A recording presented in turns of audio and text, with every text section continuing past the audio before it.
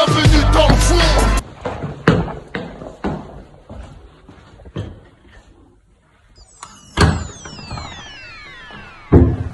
Alors l'équipe, bienvenue dans le four, les gars. Ouais l'équipe, bienvenue dans le four. Alors je vous explique, chez nous dans le four on fait pas les choses à moitié. On va vous faire un bon grec, de la galette à la sauce algérienne en passant par la viande. Oh, lamb kebab. Ooh, chicken kebab. Ouais l'équipe, alors je vous explique, on commence par la viande.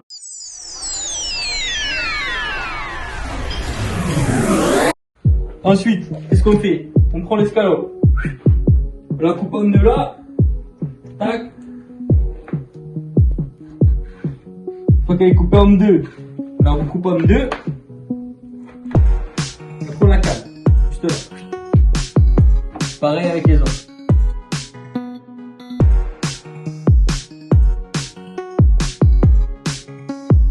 Bon l'équipe, maintenant qu'on a coupé le poulet, on va passer à la marinade. Donc pour la marinade, qu'est-ce qu'il nous faut?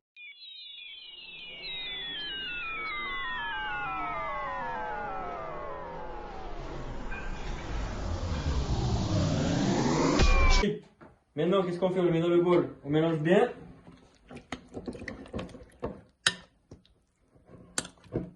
Et ensuite, on laisse ça mariner environ 6 heures.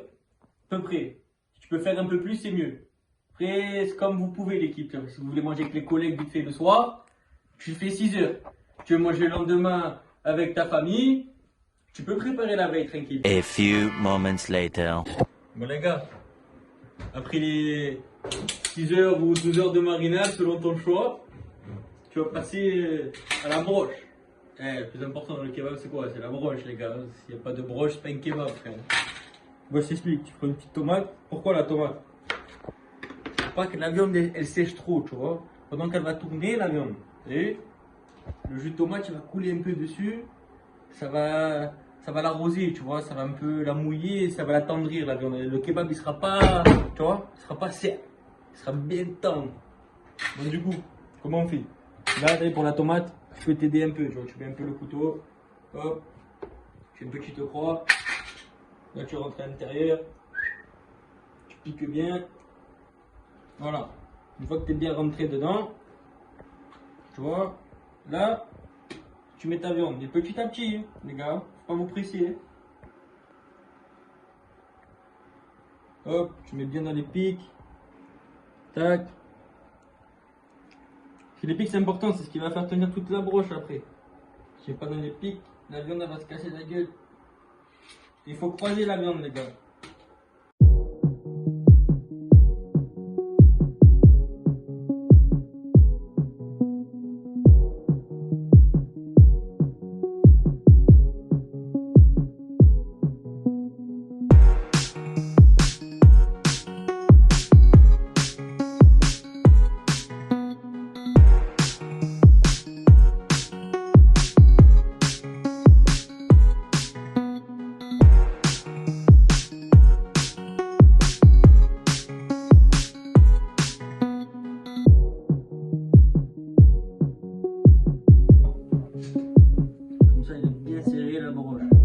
Pas de galère. Hop. Bon. Je reviens dans 2 secondes les gars, on va se laver les mains. 12 seconds later. Bon les gars, avec cette petite broche là, sympathique, qu'est-ce qu'on fait? On va l'envoyer dans le four. Hein. Voilà, on est où là? Pas pour rien frérot. Dans le four ici. Bienvenue dans le four. Allez go, viens. Viens. Je t'explique. Prends ta broche. Hop. Tu rentres ton petit côté extérieur. Là, tu mets ton truc. Hop, t'as mis ta broche. Tu fermes quoi? Tu fermes le four. Et là, t'envoies tourner ta broche.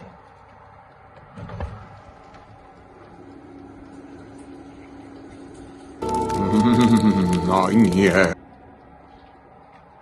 L'équipe, vous inquiétez pas, même si la broche elle est pas du bon côté, le résultat c'est le même. Il n'y a pas de galère.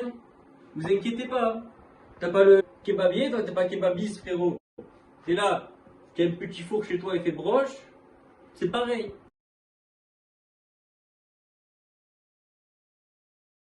Maman. Bon l'équipe, tout se passe bien, le kebab il est en train de tourner. Regardez. Maman. Bon l'équipe, j'ai oublié de vous préciser, le four, 190-200 degrés. Bon l'équipe, là, on va passer à la sauce algérienne.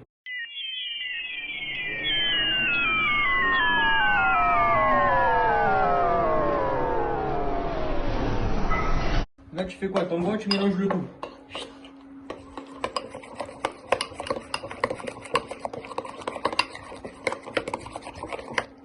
Et là le sang, regarde. C'est pas la tête d'une algérienne ça? Hein? Bienvenue dans le four. Bon les Clint, dernière étape, la plus importante, parce que tu l'as pas dans ton kebab, t'as pas de kebab. Chacal et chacalette veulent croquer dans la galette.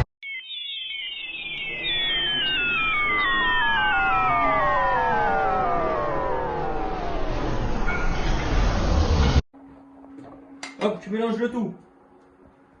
Une fois que tu as mélangé le tout,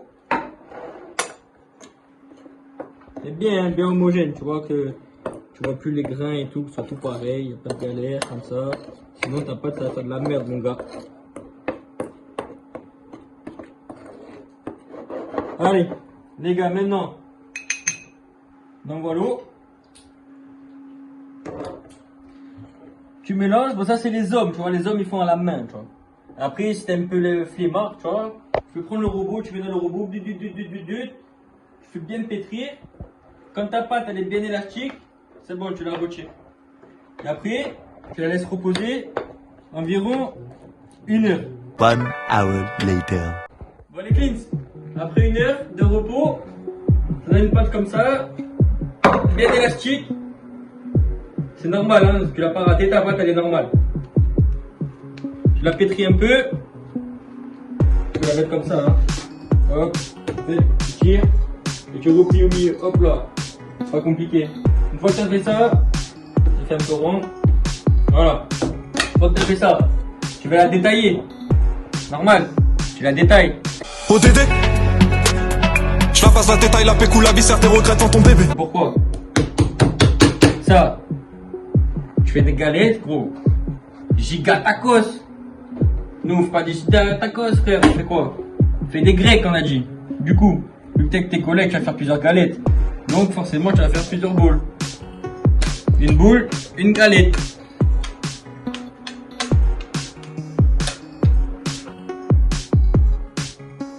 Hop là. Là, la boule, c'est comme la pâte à modeler. Tu prends, tu fais comme ça.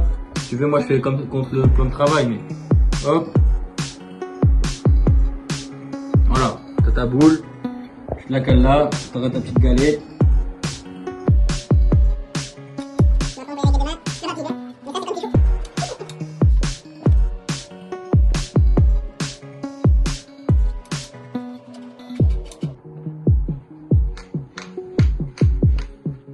Bon les gars,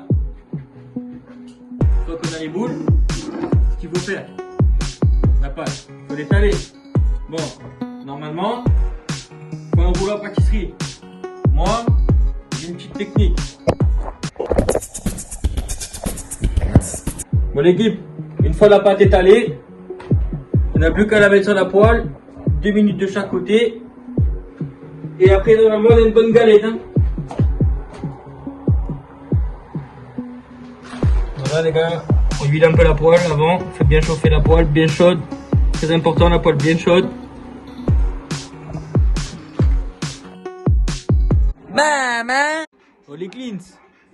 Au fait, toutes les recettes, les 3 étapes, l'alger, la viande et la galette sera écrit dans la description avec le grammage et les proportions, tout ce qu'il faut pour pas qu'il y ait de galère, tu puisses réaliser un kebab de chef. Bon les gars, on a la galette, écoutez, ça ressemble à une galette hein. Franchement, ça ressemble à une galette les gars. Maman. Allez l'équipe, viens, viens, venez les gars, venez voir. Là, je crois qu'on est bon. Je crois qu'on a notre kebab bien grillé, comme il faut. Qu'est-ce qu'on fait? sortir du four les gars, attention à pas vous brûler. Hop, généralement il y a le petit tichou pour enlever avec.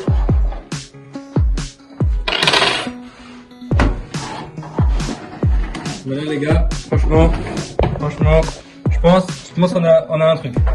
Je pense, là il y a un beau kebab, il arrive. ODD, je la passe la détail, la pécou, la viscère, tes regrets dans ton bébé. Bon les Clint, ça y est, on est sur la fin. Hein. On est là, on a la galette, la sauce Alger, la viande, salade, tomate, oignon. Allez, on va composer notre petit grec. Hein. Les gars, prenez le couteau et juste vous rasez, comme si tu te rasais, tu vois. Tranquille. Parce que nous, on n'a pas la machine. Hein. On fait comme on peut avec les couteaux, moyenne du bord, les gars. Hop. C'est là, tu découpes ta petite broche, tranquillement. Bon, les gars, franchement, vous pouvez pas sentir, mais ça sent le kebab de fou. La vérité. Voilà, une fois que tu as ta portion de coupé, hop, là tu vas procéder au roulage. Dans le four, on aime bien rouler, et surtout des kebabs. Bon, là je t'explique, tu prends ta petite sauce Alger. Comme ça, tu étales un petit coup là. Pas de galette.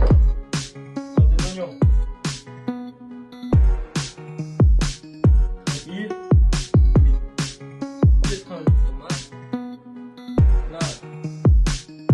Peu de salade, tranquillou. Tu cales ta viande. Voilà. Ça les gars. Franchement, je crois qu'on va se casser le ventre. Hein. Des kilos en plus. Voilà, une fois que tu as ton kebab là, qui est monté. Tu viens là, tu joues sur le côté, tu viens, tu roules un peu comme ça, hop, tu replies un peu là. Tu reviens plier. Et là frérot, là t'as un vrai kebab, maison, laisse tomber. Attends, je goûte. C'est plus un sandwich, c'est un Modric. Maman, casse des nerfs, hein. A few moments later.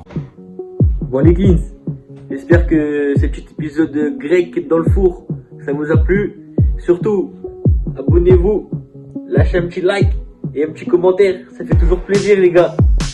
Je vous embrasse les Clint, à bientôt.